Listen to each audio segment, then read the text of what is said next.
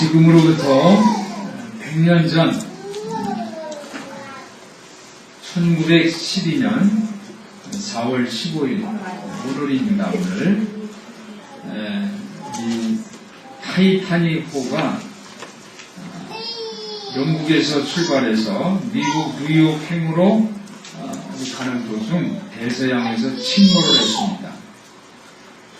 이 타이타닉이 침몰한 이 사건, 이 역사는 아주 큰 의미가 있습니다.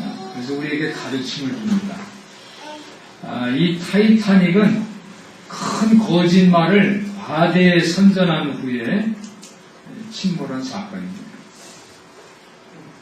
이 배는 빙산하고 충돌해서 북대서양이 아주 몹시 차가운 물살 속으로 맥없이 가라앉았습니다. 승선한 인원이 2,208명 중에 무려 1,513명이 목숨을 앗아간 이 사건은 세계를 깜짝 놀라게 했습니다. 영국 남부 해안 항구 도시인 사우샘프턴에서 타이타닉에 승선한 사람들은 이 타이타닉 이 배야말로 가라앉을 수 없는 그런 배다, 그렇게 믿었습니다. 그리고 선박 회사인 화이트 스타라인은 이 자기들이 지은 이 선박, 최고 선박이 가라앉을 수 없다라고 주장한 적은 없었습니다. 이 거짓말은 과대 선전의 산물이었습니다. 선장이 그런 얘기를 했습니다.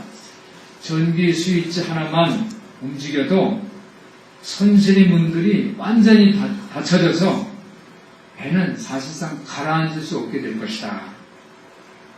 가라앉을 수 없다. 이 말 한마디가 이 신문에 대문짝만하게 크게 미디어에 이제 선전이 됐습니다.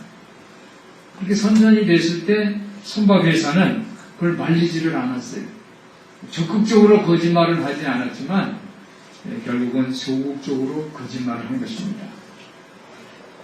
타이타닉이 침몰하기 몇 해 전에 20세기 초기의 그 현대적 조선술은 침몰을 거의 불가능하게 만들었다, 이렇게 선장이 에드워드 스미스가 그렇게 얘기를 했습니다.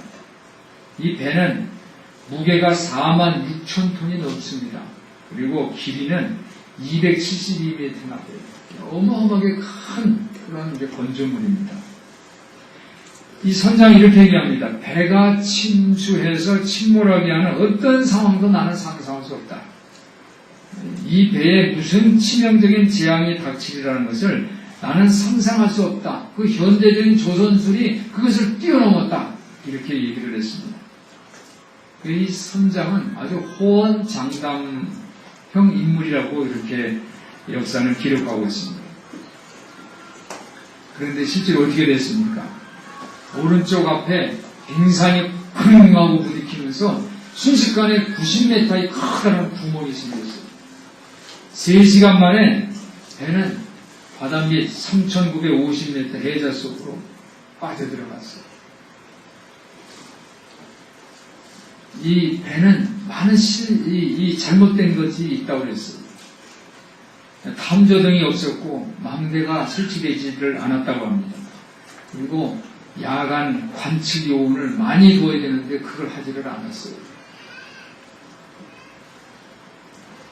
타이타닉의 이야기는 크고 당당한 현대적인 배는 항해 도중 절대로 재앙을 겪을 수 없다라는 그런 교만, 그 교만으로 가득 차 있는 그런 이야기입니다.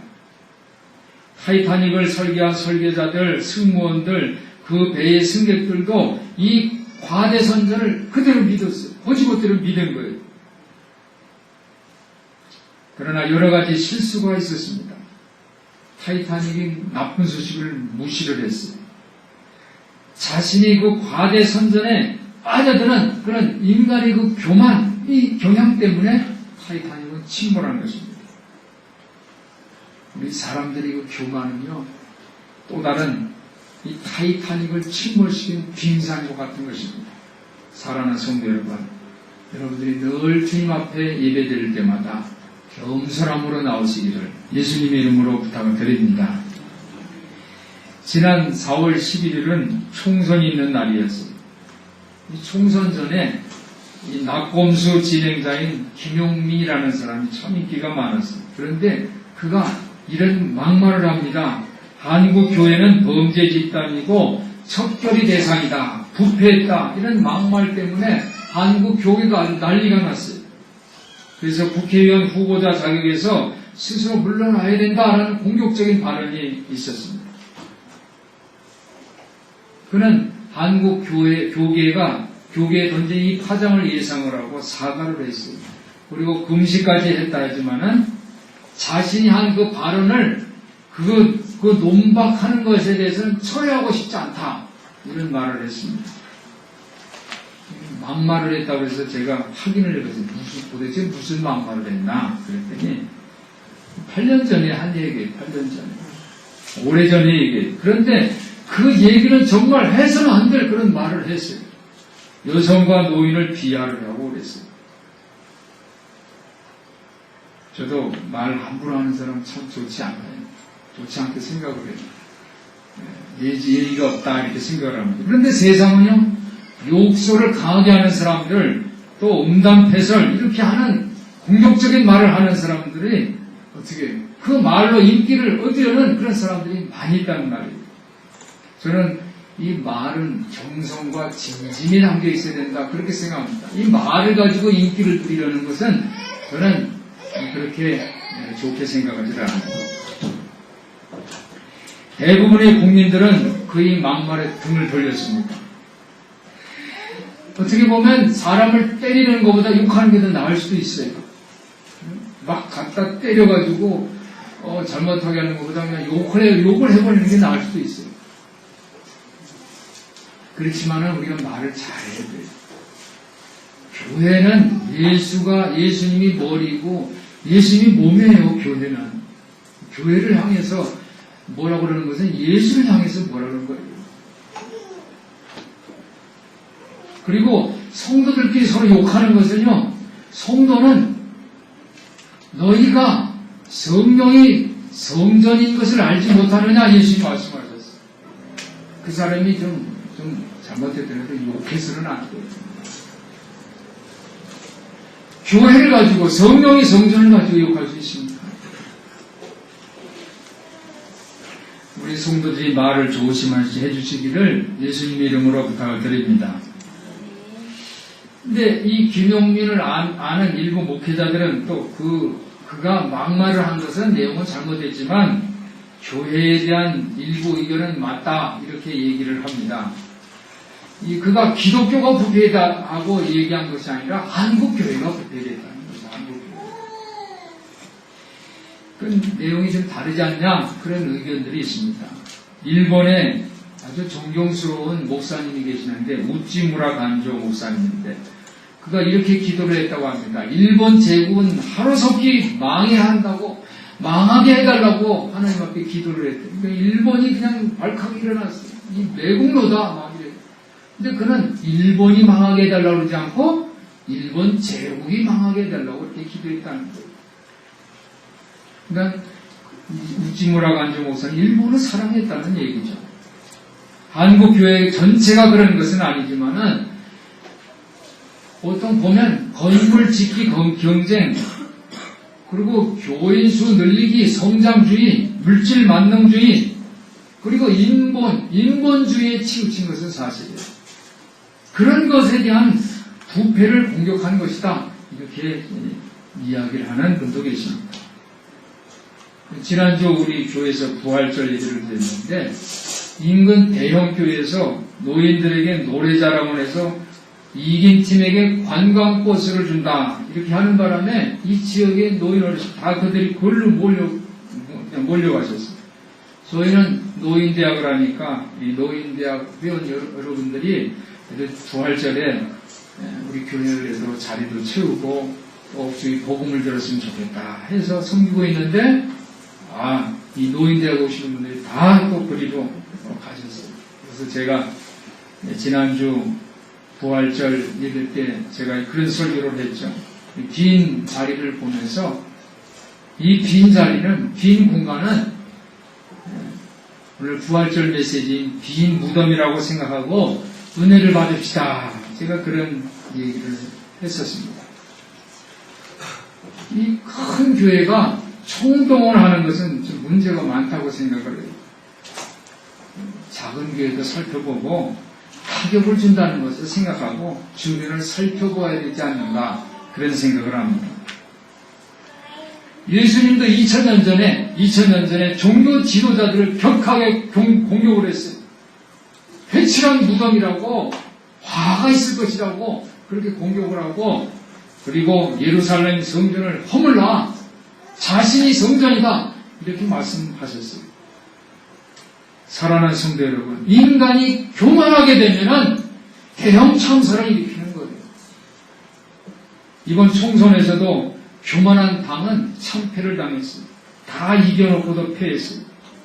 그래서 여당은 선거 전략을 최대한 국민들이 마음을 얻으려고 겸손 전략을 했어요. 겸손 전략. 그게 이제 먹혀들어갔어요. 오늘 본문 5절에는 하나님은 빛이시다, 이렇게 말씀하십니다. 한번 따라해 보실까요? 하나님은 빛이십니다. 하나님은 빛이시기 때문에 그의 말씀에는 조금도 어두움이 없다고 그랬어요. 조금도 어두움이 없다. 이 어두움은요, 하나님과 동떨어진 죄의 삶입니다. 그렇지만 빛은 하나님의 영광과 진리를 나타내는 거예요. 오늘 6절을 보니까 우리가 하나님과 사귐이 있다고 하면서 어둠에 행하는 것은 거짓말을 하는 것이다, 진리를 행하지 않는 것이다, 이렇게 말씀하고 있습니다. 사랑하는 성도 여러분, 어둠의 속에서 행한다는 게 뭘까요? 어둠 속에서. 그것은 자기를 기만하는 거예요. 자기를 기만. 거짓말하는 거죠. 내가 죄가 없다, 이렇게 말하는 것은 마치 타이타닉 배처럼 우리 배를 가라앉을 수 없다라고 말하는 것과 마찬가지라는 거예요.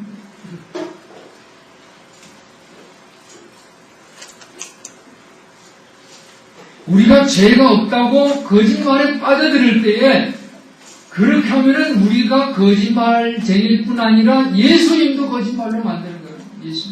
왜냐하면 7절에 보니까 그 아들 예수의 피가 우리를 모든 죄에서 깨끗하게 하실 것이라고 말씀하시기 때문에 우리가 죄가 없으면 예수님의 피를 흘려셔서 우리를 깨끗하게 씻어주세요. 그러니까 예수님이, 우리가 죄가 없다면 예수님은 거짓말장이라는 거죠. 예수님은 자신의 그 피로 우리 죄를 깨끗하게 씻어주신 것을 믿으시기를 바랍니다. 8절 보니까 만일 우리가 죄가 없다고 말하면 진리가 우리 속에 있지 않다, 이렇게 말씀하고 있습니다.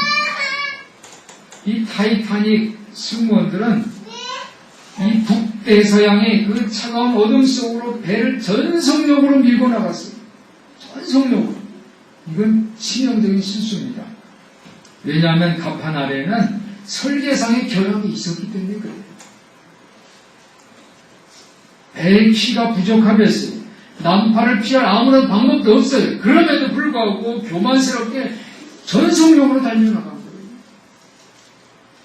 우리가 우리 자신에게 죄가 없다고 고백하는 것은 마치 우리 속에 설계상에 중요한 그 결함이 있는데도 불구하고 거기에 주의를 기울이지 않는 것과 마찬가지예요. 자신은 죄가 있는데, 자기는 치명적인 실수가 있는데, 설계상의 결함이 있는데도 내 힘으로 다 잘할 수 있어 라고 교만에 빠지는 것과 마찬가지라는 거죠. 그러므로 우리는 어떻게 해야 할까요? 오늘 세 가지를 통해서 은혜를 나누고자 합니다. 첫 번째, 우리는 정직하시기를 예수님 이름으로 부탁을 드립니다. 오늘 요한 기자는 우리가 어떻게 이 난파를, 어떻게 우리 배가 침몰당할 것을 피할 수 있는 그 방법을 알려줘요. 그것은 바로 정직한 겁니다. 정기적으로 배 밑에 갑판 아래를 주의 깊게 살펴보는 거예요. 내 죄가 뭐가 있는가, 내가 신앙인으로서 잘못 살고 있지는 않은가, 자기 자신을 정기적으로 살펴보는 여러분들 되시기를 바랍니다. 그리고 내가 잘못된 부분을 정직하게 고백하는 여러분들 되시기를 주님의 이름으로 부탁을 드립니다. 타이타닉호가 이 정말 대결함을 있는 것을 조금 더 살펴보고서 정직했다면 가파나레를 아마 살펴봤을 거예요. 두 번째, 우리에게 주는 교훈은 속도를 늦추는 겁니다. 한번 따라해 보실까요? 속도를 늦추자. 속도를 늦춰야 돼요. 이 타이타닉, 이 빙산에 꽝 하고 부딪히기 전에 배가 속도를 더 늦췄어요. 이미 타이타닉호는 다른 배들로부터 근처에 빙산이 있다라는 그런 내용을 수시를 받았어요. 지금 항로 중에 중간중간에 빙산이 있습니다. 근데 그걸 무시를 했어요. 전속력으로 앞으로 배는 나아갔어요. 우리가 죄의 침몰 효과를 피하려면 우리도 또한 죄의 속도를 늦춰야 돼요.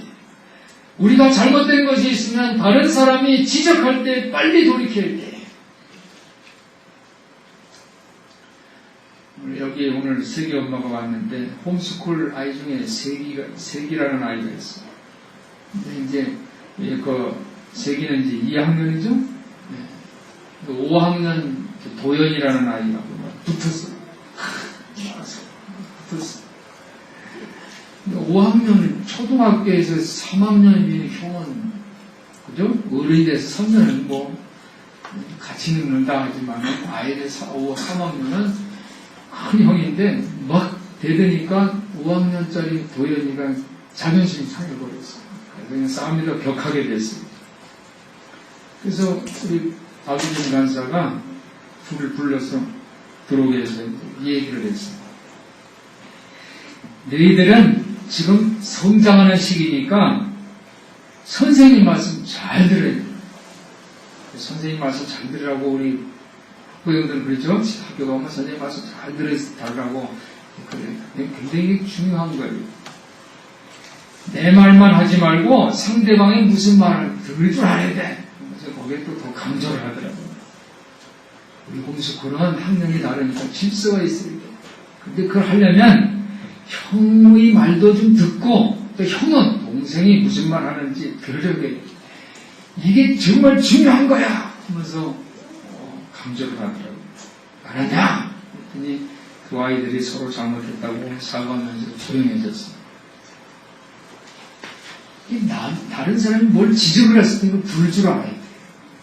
그리고 자기가 잘못했다고 고백을 해야 돼요. 한번 따라하시기 바랍니다. 내가 잘못했습니다. 이게 꼭 필요합니다. 저도 우리 성도들에게 강조합니다. 내가 잘못했어. 이 말을 꼭 하는 여러분들 되시기 바랍니다. 내가 알고 있으면 됐지, 뭐 잘못한 거 알고 있으면 됐지, 꼭 말해야 알아? 이러면 안 돼. 잘못했다. 이 얘기를 하는 여러분들 되시기를 바랍니다. 마지막 세 번째입니다. 고백하라. 한번 따라해 보실까요? 고백하자.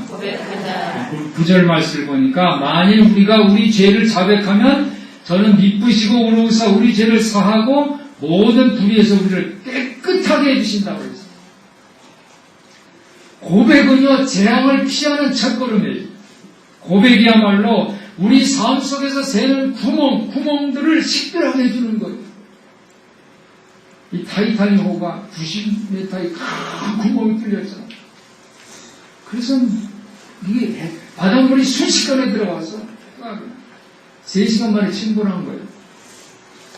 우리가 고백할 때, 우리 죄를 고백할 때 우리는 우리 존재에 대해서 하나님 앞에 정직하게 되고 하나님이 정의로운 심판에 우리를 맡기는 거예요. 지난번 수원에서 20대 여성이 중국 동포에게 비참하게 토막 살해당했어요. 112에 신고하고 7분가량이나 범인에게 살려달라고 녹취가 되었는데도 경찰은 어디에요? 말씀한 4, 5점 같은 질문을 하고 현장 출동자들에게도 장소 설명도 불확실하게 하는 담당자들 응대 방식에 이 온 국민들은 이게 내가 피해자다 생각하면서 울분에 떨어 있었습니다. 13초간의 CCTV 영상에서 범인이 계획적인 범행 장면을 놓친 것이라든지 여기저기 경찰이 대국민을 안전하게 보호하려는 그 장치에 큰 구멍이 생긴 거예요. 지금 경찰의 신뢰도는 땅에 떨어졌습니다. 그래도 그 중에서 정말 그 지푸라기 같이 다행스러운 거는 경찰 총수가 대국민 사과를 하고 신속하게 자기 죄를 고백을 하고 재발 방지를 약속하고 물러나겠다고 이 약속한 것은 그 중에서도 다행이지 않나 이렇게 생각을 했습니다. 빙산과 같은 그 위기에 충돌할 때까지 기다리기보다는 항구를 떠나기 전에 나의 모든 문제들에게 이름을 붙여야 돼. 이것이 죄다, 이건 나의 죄다. 이름을 붙여야 돼. 출항하기 전에 교만하게 나는 절대로 침범하지 않는 그러한 대다라고 교만을 하는 것이 아니라 선전을 하는 것이 거짓말을 하는 것이 아니라 나에게 이런 문제점이 있습니다라고 이름을 붙여서 죄를 고백하는 그런 것이 필요하단 말이에요.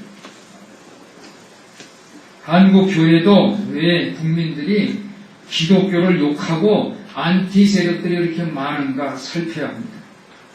그래서 그 문제에 대해서 이름을 붙여가면서 고백하고 회개하는 기회로 삼아야 돼요. 이 맘모습 교회를 자랑하는 그런 교만에 빠지지 말아야 돼요. 사람은요, 인간은요, 자기가 힘이 있다고 생각할 때, 그러면 전속력으로 달리게 돼요. 교만해져요. 돈인 사람은 그걸 자랑하려고 그러고, 명예가 있고 권력이 있는 사람은 그걸 더 자랑하고 싶어지는 거예요. 더 크고 더 멀리 더 빠르게 달리고 싶어 하는 거예요. 그래서 하나님은 나이가 들어가면서 점점 눈도 흐리게 하고, 귀도 멀게 하고, 말도 어눌하게 하고, 하나씩 가져가시는 거예요. 왜? 교만하지가. 겸손하는 나이가 들었는데 그냥 뭐 40, 50대처럼 뭐 70, 80대인데 40, 50 힘이 있으면 그 문제가 있는 거예요. 교만하게 돼요. 그걸 이길 수가 없어요. 주치를 못합니다. 그래서 저는 나이가 들면서 힘이 약해지고 허리도 굽어지고 이런 게 하나님의 은혜라고 저는 생각을 해요. 노인들이 문제가 세 가지가 있습니다. 가난하고 또 질병이 있고 또 소외감이 있어요. 이 세 가지 때문에 이것은 개인의 문제가 아니라 나라의 문제, 국가의 문제로 해결하자. 그렇게 노인 정책을 펼치고 있습니다. 그런데 저는 이 세 가지가 하나의 은혜라고 생각해요. 어떻게 보면은 어르신들을 생각할 때는 이게 무슨 소리야 하지만은 이러한 부족함을 고백을 하면서 노인들끼리 서로 어떻게 합니까? 이 인생을 받아들이는 그런 지혜가 필요하다고 생각해요. 젊었을 때부터 점자점자. 그게 뭘까요? 공동체계적인 삶입니다. 혼자 독불장구로 살아가는 것이 아니라 서로 사랑하고 섬김하고 섬김과 나눔의 삶을 살면서 어르신이 되면서 이렇게 주변에 서로 사랑을 나누고 또 그것을 받아들이는 그런 모습. 그런 모습들이 이 젊은 사람들이 볼 때 그것이 존경스러운 모습이 아닐까 그런 생각을 해봅니다. 지금 우리는 어둠 속을 전성력으로 달려가는 나는 영원히 죽지 않을 거야 라고 전성력을 달려가는 그것이 아니라 안전한 삶의 항해를 할 수 있도록 빛을 기다려야 하는 거예요. 빛을 살펴보는 하나님께서 빛 가운데 계신 것처럼 우리가 빛 가운데 살아가면 우리는 서로 사귐을 가지게 된다고 그랬어요. 젊은 사람이나 또 노년이나 빛 가운데 서로 교제하는 그게 필요한 거예요. 그렇게 하면 하나님의 아들 예수 그리스도의 피가 우리를 모든 죄에서 깨끗하게 해주시는 것을 믿으시기를 바랍니다. 우리가 죄를 고백하면 부활의 경험을 경험하게 되는 거예요.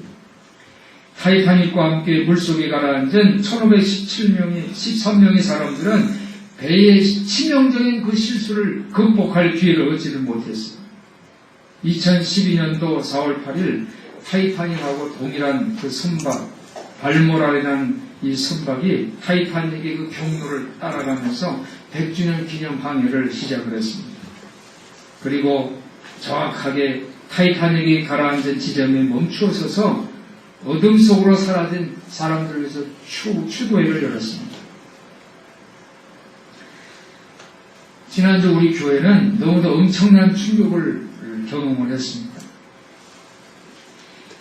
이 사람이 죽는 것은 정한 이치입니다. 우리는 아무도 죽음의 시간을 미리 알 수가 없어요. 순서가 없고 단지 일찍 사라지고 늦게 사라지는 그 차이예요. 큰 시간 앞에는 어떻게 보면은 순서가 없어요. 하루가 1000년 같고 1000년이 하루 같다 했을 때 인생이 100년이라는, 사실 그 100년이라는 시간은 긴 것 같지만 어떻게 보면 한순간일 수가 있어요. 우리 교우 중에 살아가는 고 원현준 집사 이야기는 우리에게 얼마나 큰 교훈을 주었는지 모릅니다. 이 원 집사는 우리 성도의 삶에 이 프로세스가 있다라는 것을 일깨워준 것 같아요. 즉, 성도의 삶의 프로세스는 첫 번째가 죽음입니다. 죽음이 있습니다. 근데 그걸로 끝나는 것이 아니라 두 번째는 부활이 있는 것을 믿으시기를 바랍니다. 성도의 삶에는 죽음이 있고, 첫 번째 죽음이 있고, 그 다음에 부활이 있어요. 부활이 뭐예요? 그것은 생명을 얻는 거예요. 다시 사는 거예요. 서는 거예요. 빛 가운데 옳게 서는 것이 부활인 것을 믿으시기를 바랍니다. 내가 죄를 고백할 때에 내가 빛 가운데 서게 되고 새로운 생명을 얻게 되는 거예요. 그런 다음에 세 번째로는 성도의 삶에 영광이 있는 것을 믿으시기를 바랍니다. 우리가 인생을 살 때 사방으로 우겨쌈을 당하고 답답한 일을 당하고 박해를 받고 거꾸로뜨림을 당하고 심지어 죽을 수도 있어요. 그럼에도 불구하고 우리가 낙심하지 않을 것은 이 안에 속사람이 있는 것을 믿으시기를 바랍니다. 내 속사람, 그 부활의 새로운 생명이에요. 죄를 고백하는 거예요. 그리고 그렇게 할 때 영원한 영광이 있고, 그리고 보이지 않는 것에 대한 영원한 영생이 우리 것이 되기 때문에 우리는 낙심하지 않을 겁니다. 목요일부터 토요일까지 장례 기간 동안에 우리 교우들이 유족들을 위해서 함께 기도해주고 위로해 주신 것을 다시 한번 감사를 드립니다. 고 원현윤 집사는 40대 중반입니다. 만으로 우리나라로 45세입니다. 젊은 때에 그렇게 한순간에 마치 문을 꽝 하고 닫고 나간 사람처럼 그런 그의 죽음의 모습에 우리는 아직도 그와 이별을 준비하지 못하고 있을 수도 있습니다. 그런데 이 고원현준 집사 죽음은 우리가 이 땅에서 산 이 시간이 얼마나 순식간에 지나는 것인가 라는 것을 생각하게 했습니다. 지금이라도 이 순간이 눈에 보이고 중요한 것이지만 우리가 소유하고 있는 세상의 대부분의 것들은 잃어버릴 수 있다는 것입니다. 그렇지만 잃어버려도 슬퍼하지 마시기 바랍니다. 그것은 다 사라지고 결국에는 다 사라지고 말 것이기 때문에 정말로 잃어버려서는 안 되는 것은 바로 생명이고 하나님 주신 영혼인 것을 기억하시기를 바랍니다. 사랑하는 성도 여러분, 예수님께서는 잃어버린 양 한 마리 때문에 99마리 양을 두고 그 자리에 두고서 한 영혼을 찾아서 떠났어요. 길을 떠났어요. 오늘 주님의 심정을 만나시기를 바랍니다. 그래서 우리가 이 세상 살 때는 물질 만능주의에 살다 보니까 이 작은 것이 소중함을 잃어버리고 살고 있어요. 가장 중요한 것을 여러분들이 만나시기를 바랍니다. 가장 중요한 게 뭐예요? 그것은 믿음이 떠나 있는 가족들을 보살피는 거예요. 가족을 사랑하는 거예요. 한 생명이 주님께 돌아오는 일이 있다면 이보다 아름다운 일은 이 세상에 없습니다. 오늘 성경은 우리에게 말씀합니다. 고백하자. 자기 죄를 고백하자. 우리가 고백할 때에 우리 삶의 파멸, 우리가 상실하는 것을 다시 찾을 수 있는 기회를 하나님 우리에게 주시는 것을 믿으시기를 바랍니다. 예수님이 죽음, 부활, 이 땅에서 삶은 예수님이 죽음과 그 부활을 내가 믿을 때에 우리 삶이 성공적인 항해를 마치고 저 건너편에 안전하게 천국에 도착할 것을 믿으시기를 바랍니다. 우리 성도들이 부활절 둘째 주일을 보내면서 자신의 죄를 고백하세요. 나는 연약합니다. 나는 이런 아픔이 있습니다. 나는 이런 상실감이 있습니다. 고백하면서 이 땅에서 우리 삶을 항해를 안전하게 성공적으로 마치시고 나중에는 하늘나라에 안전하게 도착하는 복된 성도들 되시기를 예수님의 이름으로 축원합니다. 축원합니다. 기도하겠습니다. 사랑이 많으신 하나님 아버지, 우리 성도들이 죄에 대해서 정직하게 하여 주옵소서. 속도를 늦추고 죄를 고백함으로 예수님이 죽음과 부활을 통해서 영원한 영광을 소망하는 성도들 다 되게 하여 주옵소서. 우리 주 예수 그리스도 이름으로 간절히 기도하옵나이다. 아멘.